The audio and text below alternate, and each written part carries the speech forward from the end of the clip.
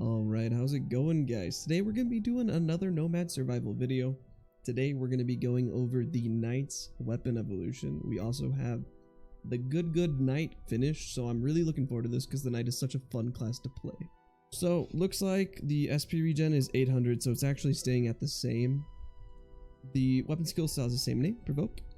So let's see if anything's changed. Enemies run at you 2 times faster, can group together more tightly, that's the same. During this, your defense is increased by a modifier depending on how many minutes have passed. Interesting. So it starts at 0% and it increases up to 100% at 20 minutes. So that's actually really crazy. So you're going to be a little bit weaker early on, but much stronger later on. Once the effect ends, inflict damage to nearby enemies equal to the damage you would have taken and recover 4 HP per enemy hit, including Berserker Heritage, which, nice. Spectral Sword effects does not recover HP and does have the damage amount unmodifiable, which means amount will not increase the number of damage instances, which that's fair. I will say, I do think that 4 HP is a little bit too low still. Like, I can see how it's helpful, but at most you're hitting like maybe 100 enemies. And that's like a reach. 100 is a lot. So I don't really think it's that big of a deal, but still really nice. I like this. It's going to make you a lot tankier, and if you can make it to that 20 minutes mark, depending on what the evolution paths are, this is going to be really good. So we'll go ahead, just go Nomad, play double experience, and I will go ahead and skip to 30 minutes, level 30, so we can take a look at what the evolution paths are. Alright guys, we're about to hit level 30 here in a second, and always hard to tell what to kind of level into, so I've just kind of grabbed the generic like amounts, skill size, stuff like that. So we'll see what these next evolution paths are, and then we'll have a better idea of what we need to spec into. So we got 2 choices here. Wow, this is holy. So the first one stays the same SP cost, but the lieutenant path goes up to 1200. That's kind of crazy. Taking a look at Royal Guard though, enemies that attack you also damage themselves equal to the amount of damage you would have taken before any damage mitigation, so they're going to be taking their full damage. Due to how rapidly enemies take damage in this way, there is no damage pop-up. Enemies that die next to you while your weapon skill is active recovers your HP by 2, including Berserker Heritage, so that's nice. But Spectral Swords do not grant the HP effect, so this is actually really good. This is like if you're really going in on Colorless Glyph and instant Death Sting, the instant one-shot, that's going to be a really good combination. This is going to make it way easier to live. I could definitely see some pretty high gemstone runs with this. And this is the level 31, so it's much easier to get than the level 60. Lieutenant, however, you summon a guard which provokes enemies on your behalf. When your weapon skill ends, the explosion happens at the location of the guard and not yourself. The guard despawns after. Amount does not affect the number of guards created. Huh, that's interesting. So basically, you're kind of taking away what the Knight is and giving it to this little side character, and then you are able to focus yourself on dealing damage through weapon skills outside of your own ability. Definitely interesting. I'm not sure because, so it's provoking the enemies, right? So I'm assuming that means it's taking damage. And then the damage of the explosion is based off the damage it takes, because if it's based off what you take, that makes no sense, as you shouldn't be taking damage since they're actually provoking it. So I'm very interested to see how the lieutenant works. We're going to go Royal Guard first. This one might be a little hard to see just because we're not going to be taking that much damage. So I have to say this is going to be a little more difficult to see exactly what it does. I probably shouldn't have taken Colorless Glyph for this one, but it's the easiest way to level up pretty fast. So I'm going to go ahead and probably grab just SP regen and stuff like that, and I'll go ahead and skip to level 60 so we can see what the 2 other options are for this evolution path. Alright guys, we're about to hit level 60 here. I love the Knight because it just makes the enemies come to you so much faster. In general, kind of hard to see how much damage we're really doing with this level 30 evolution, but I think for the really high gemstone runs, it's going to be very strong. So let's take a look. We have 2 more options, Mirror Knight and Grand Champion. Mirror Knight, the SP cost is the same. But if you take a look at Grand Champion, it's all the way down to 100, so that's kind of crazy. I'm interested to see what that is. But for this, Mirror Knight, a copy of your skills is spawned around you. This copy follows you but does not provoke. Use your skills or take damage. An additional copy is created for every amount divided by 3. Once your weapon skill ends, the copy also inflicts damage nearby enemies equal to your weapon damage. So looks like it's just additional explosions. Amount divided by 3, I think max you'll be able to get, gosh, I think 3 clones, because you'll get 5 from duplicate and then 2 from ascension. And I guess technically if you continue to get weapon relics for ascension, you can get multiple, but 3 is probably going to be a pretty generic default. Looking at Grand Champion, weapon skill duration is halved and the weapon skill is cast much more often due to lower max SP. So I think this is just going to be really fun for farming. This is going to make probably gold farm and soul farms a lot easier. You're going to level up a lot faster. This is going to be a lot of fun. So since my amount isn't maxed out right now, I'm going to go Grand Champion because my SP regen is actually maxed out. And then we'll do Mirror Knight on the second go through. But pretty much you're just going to be casting constantly, and I actually really like this. It's going to, again, like I said, make it so much easier for you to farm souls, coins, and possibly gemstones. It really could depends on if you're able to sustain your HP. Yeah, I have a different farm for gemstones with the knight, but having it pull enemies this often might be more difficult. The other positive though about casting this so often is that you're getting that defense all the time because you're constantly casting, so your defense is going to be increased that whole time, so that is a bonus. So this is I think a really good buff for the class. I don't think this is detrimental at all, so I really like how this is going. I'm gonna go ahead and skip to level 60 so we can see what that second choice is, and I'll make sure that we get a mount maxed out. So I will see you guys then. Alright guys, so we're about to hit level 30 again, and I just wanted to show you what the character looks like when you don't have that colorless glyph. So just a reminder, enemies that attack you also damage themselves equal to the amount of damage you would have taken before damage mitigation, so they take the full damage. And you don't get to actually see the damage that they're taking, but you do heal when enemies die next to you while your weapon skill is active. So while you're not able to see the damage actually going off, you should be able to see that the enemies are kind of dying a little bit faster. So I haven't been taking any other weapon skills, and you can see they're just kind of running into me and dying. The only negative is that a lot of the times I go evasion, and this is obviously going to be a little bit detrimental to this build.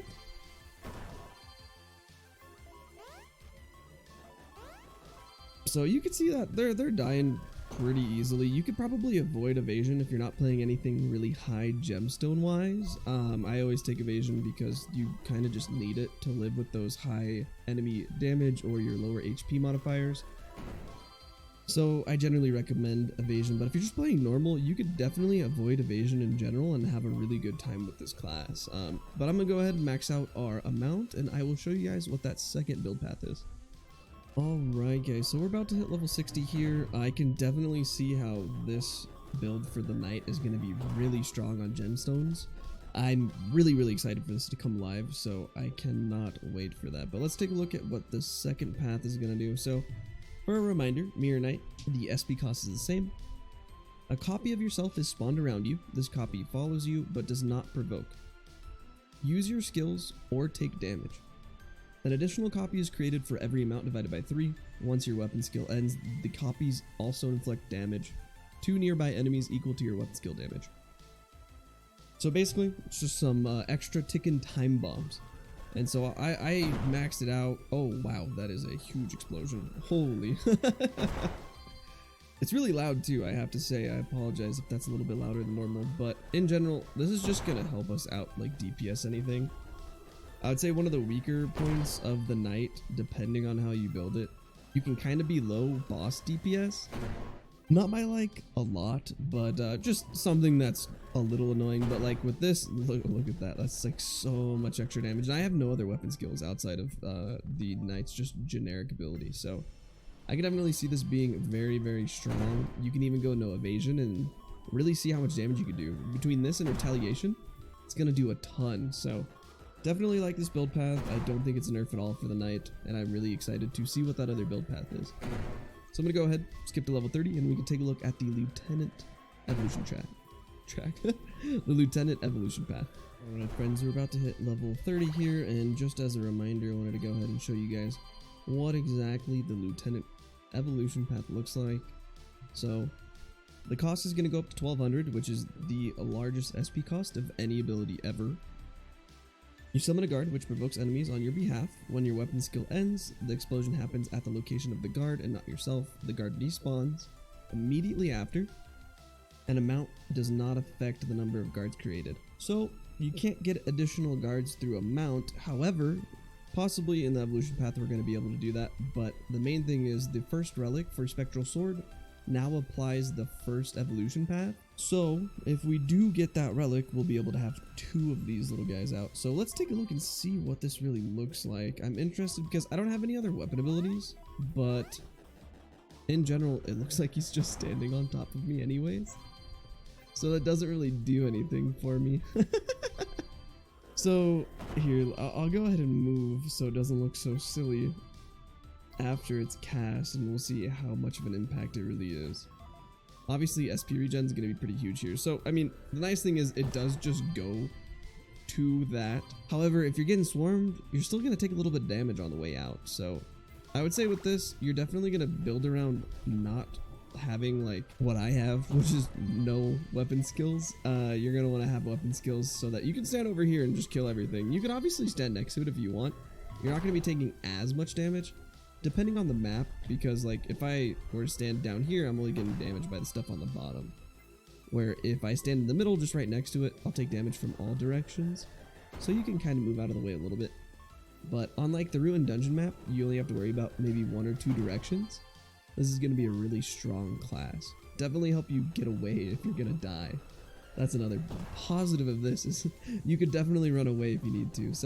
So far with weapon skill size, it looks pretty good. It's not ginormous yet, but we'll go ahead, skip to level 60, and take a look at what the evolution paths are for the Lieutenant. Alright guys, so we hit level 60. Got 2 new options. The SP cost does not change on either of them, but looks like I was a little bit right with this one in regards to having more, so that's kind of cool. So Cavalry Captain. A guard is summoned to fight by your side, following your movement precisely and damaging enemies they come into contact with, equal to your weapon skill damage with +3 base damage. That's actually a lot. Additional guards are created with the amount divided by 2, and damage nearby enemies equal to your weapon skill damage without any penalty, so the damage isn't half. So that's actually kind of crazy. This one, we're going to go with this when I max amount, so let's take a look at other veteran guard, which is weapon skill duration is doubled. So basically you're just going to be calling in things twice as often, just for significantly longer. So this is just going to make it to where like it's so easy to farm. This is a little overpowered, I would say, especially because I don't really have, let's see, SP regen is level 6 right now. So if I got SP regen to max level, you'd be casting significantly faster. And this is just going to make it to where you don't have to worry about anything. The positive is that, for the most part, by the time you hit level 60 in a normal game, your build's going to kind of be done already. So generally, if you make it to level 60, you don't have anything else to worry about, really. But this is just kind of ridiculous how long you can stay away from everything, especially for bossing. This is really cheesy. Especially if you actually built weapon skills, unlike me, because I'm trying to prioritize what the normal weapon skill looks like. If I had like Fireball, Chain Light Shock, stuff like that, you'd just be absolutely obliterating everything. So overall, this is really, really strong. Gonna go ahead and we'll take a look at what that other one does. I'm gonna max out a mount so that we can have as many cavalry guards as possible. So I'll go ahead and see you guys then. Alrighty guys, finally about to hit level 60 again. I maxed out my mount, and I also almost have max skill size, so hopefully I can dig for that real quick, get max skill size all the way, because he is one big boy, I gotta say.